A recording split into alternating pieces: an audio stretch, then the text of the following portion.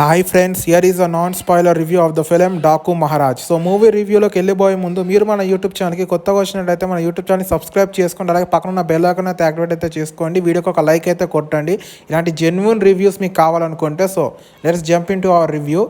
So Daaku Maharaaj. So సింపుల్గా నేను మీకు ఫస్ట్ మూవీ ప్లాట్ అయితే చెప్తాను. సో ఒక ఊరి కోసం గండ్రగొడ్డలు పట్టిన ఒక మహారాజు కథే డాకు మహారాజ్. సో ఇది మూవీ ప్లాట్. సో ఇక మూవీ ఎలా ఉంది భయ్య అంటే బిగినింగే మూవీ వచ్చేసి ఫారెస్ట్లో అయితే స్టార్ట్ అవుతుంది. మనకి ఫారెస్ట్ మొత్తం తగలబడిపోతూ ఉంటే ఆ కార్లో నుంచి మన బాలయ్య గారు ఎంట్రీ అయితే ఇస్తారు. ఆ ఎంట్రీస్ని అయితే అసలు పిచ్చిగా ఉంటుంది అసలు. సో దీని తర్వాత మనకు స్టోరీ అయితే బిగిన్ అయితే అవుతుంది. స్టోరీ ఎలా బిగిన్ అవుతుంది మనకంటే, ఒక పాప అయితే ఉంటుంది. ఆ పాప అనుకోకుండా తన కుక్క పిల్లతోటి ఒక దగ్గరికి పోతే ఆ డాగ్ని అయితే చంపేస్తారు. సో చంపేసిన తర్వాత కేసు వేస్తారు వాళ్ళ మీద. సో కేసేసిన తర్వాత జరిగిన పరిణామాలు ఏంటి, అసలు బాలయ్య జైలు నుంచి ఎందుకు తప్పించుకొని పాప కోసం తిరిగి వచ్చాడు అనేది స్టోరీ ప్లాట్ మొత్తం ఫస్ట్ హాఫ్. సో ఫస్ట్ హాఫ్లో నేను చెప్పాలంటే అసలు పిచ్చగా నాకైతే నచ్చేసింది ఫస్ట్ హాఫ్. అక్కడ నెగిటివ్ పాయింట్ వచ్చేసి ఒక సింపుల్గా చెప్పేస్తాను. నెగిటివ్ పాయింట్ ఏంటంటే ఊర్వశి రౌతేరాతో ఆ సాంగ్ అసలు కట్ చేస్తే రేటింగ్లో లేపేస్తాను అయితే నేనైతే అనుకున్నా. కానీ అంత ట్రోల్ అయిన తర్వాత కూడా సాంగ్ అయితే థియేటర్లో అయితే పెట్టారు, దంచు బాల అని చెప్పి. దానికైతే అసలు అది తీసేసి ఉంటే ఇంకా సినిమా చాలా బాగుండేది. ఆ పాట అది కట్ చేసుకుంటే బాగుండేది, కానీ అది ఫస్ట్ హాఫ్లో ఇరికించారు. సో ఆ సాంగ్ ఒకటి నచ్చలేదు, కానీ నాకు మూవీ ప్లాట్ చాలా బాగా నచ్చింది.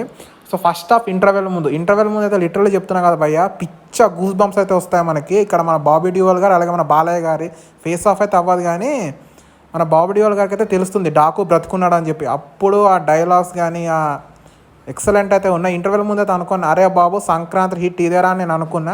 ఇది ఇంటర్వెల్ ముందు వరకు నేను అనుకున్న ఫీలింగ్. సో ఇంటర్వెల్ తర్వాత మనకి ఆ ఊరు ఎలా ఉంది అలాగే మన శ్రద్ధా శ్రీనాథ్ గారి క్యారెక్టర్ ఇదంతా మన బిగిన్ అయితే అవుతుంది. ఇదంతా బిగిన్ అయిన తర్వాత స్టోరీ అయితే చాలా బాగుంది. అంటే ఒక ఊరి కోసం ఈయన డాకుగా మారాడు, ఇదంతా స్టోరీ అయితే చాలా బాగుంది. కానీ ఇక్కడ స్లో డైరెక్షన్ ఎప్పుడు నాకు అనిపించిందంటే, వచ్చాడు కొట్టాడు చచ్చాడు అన్న ఒక సినిమా డైలాగ్ లాగా విలన్స్ వస్తున్నారు, మన బాలయ్య కొడుతున్నాడు చంపుతుండే. ఇదే నా మొత్తం సెకండ్ హాఫ్లో నాకు నచ్చింది ఏంటంటే, క్లైమాక్స్లో మన బాబీ డియోల్ అలాగే మన బాలయ్య గారు ఫేస్ ఆఫ్ అయితే అయినప్పుడు అక్కడ నేను ఒక హైలైట్ ఫైట్ అయితే ఎక్స్పెక్ట్ అయితే చేస్తాను నేను. కానీ సింపుల్గా పొడిచి చంపేస్తాడు అన్నమాట. సింపుల్గా హాస్పిటల్లో పొడిచి చంపేస్తాడు బాబీ డియోల్ని. సో దాంతో మనకి సినిమా ఎండ్ అయితే అయిపోతుంది. సో నేను ఎండ్ క్రెడిట్ సీన్స్ వరకు అయితే ఉండలేదు, కానీ సో ఇదంతా మాకు సుత్తెందుకు భయ్య, సినిమా హిట్ ఆఫ్ అట్టా చెప్పంటే ఈ సంక్రాంతికి మీకు బ్యాక్గ్రౌండ్ స్కోర్ కావాలి, జైలర్ మూవీలో రజనీకాంత్ గారి లాగా ఎలివేషన్స్ కావాలి, బ్యాక్గ్రౌండ్ స్కోర్ కావాలి, ఊరమ్మాస్ ఫైట్ సీన్లు కావాలనుకుంటే తప్పకుండా డాకు మహారాజ్కి అయితే వెళ్ళిపోండి. ఎలాంటి డౌట్ అయితే లేదు, 100%. మీకు యాక్షన్ సీన్స్ కావాలి, లౌడ్ బీజిఎం కావాలి, మాకు స్టోరీతో పని లేదు, కొంచెం మాకు లౌడ్ బ్యాక్గ్రౌండ్ మ్యూజిక్ కావాలి, జైలర్ లాగా ఎలివేషన్స్ కావాలి, కొంచెం స్టోరీ ఉండాలనుకుంటే తప్పకుండా మీరు డాకు మహారాజ్కి అయితే వెళ్ళిపోండి. ఇంకా పర్ఫార్మెన్సెస్ విషయానికి వచ్చేస్తే ఫస్ట్ నేను మెన్షన్ చేసే పేరు తమన్ బ్యాక్గ్రౌండ్ స్కోర్ అయితే ఇచ్చి పడేశాడు. అసలు తమన్ ఈ మధ్యలో బ్యాక్గ్రౌండ్ స్కోర్ అంతా బాగా ఇవ్వట్లేడని అందరు కంప్లైంట్స్ అయితే ఇస్తున్నారు.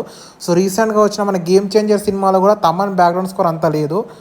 సో ఇందులో అయితే ఇచ్చి పడేశారు అసలు. తమన్ అయితే సూపర్. సో ఇంకొక వ్యక్తి పేరు మెన్షన్ చేయాలంటే సినిమా మొత్తంలో బాలయ్య గారి వన్ మ్యాన్ షో అయితే చెప్పుకోవాలి. పర్ఫార్మెన్స్ అయితే ఇచ్చి పడేశాడు ఆయన. సో ఇంకా కొంతమంది అయితే ఉన్నారు. సో అందులో శ్రద్ధా శ్రీనాథ్ గారు కూడా చాలా బాగా చేశారు, అలాగే ప్రజ్ఞా జైస్వాల్ గారు కూడా బాగా చేశారు. ఊర్వశి రౌతేలా క్యారెక్టర్ చాలా చిన్నగా ఉన్నా అది ఇరిటేటింగ్ అయితే చెప్పించింది కాబట్టి సో అది బెస్ట్ పర్ఫార్మెన్స్ కింద అయితే నేనైతే ఎంచుకోను. కానీ ఇక్కడ బెస్ట్ పర్ఫార్మర్స్ ఎవరెవరు అంటే మన బాలయ్య గారు అలాగే మన ప్రజ్ఞా జైస్వాల్ గారు ఆమెకి ఇచ్చిన క్యారెక్టర్లు చాలా బాగా చేశారు. అలాగే మన శ్రద్ధా శ్రీనాథ్ గారు కూడా చాలా బాగా చేశారు. సో పర్ఫార్మెన్స్ అయితే బాలయ్య వన్ మ్యాన్ షో అయితే చెప్పుకోవాలి, చింపి పడేశాడు అసలు స్క్రీను. సో ఇక ఈ మూవీకి నేను ఇచ్చే rating 3.4 stars and entirely family watchable film. So ఇది డాకు మహారాజ్ మూవీ రివ్యూ.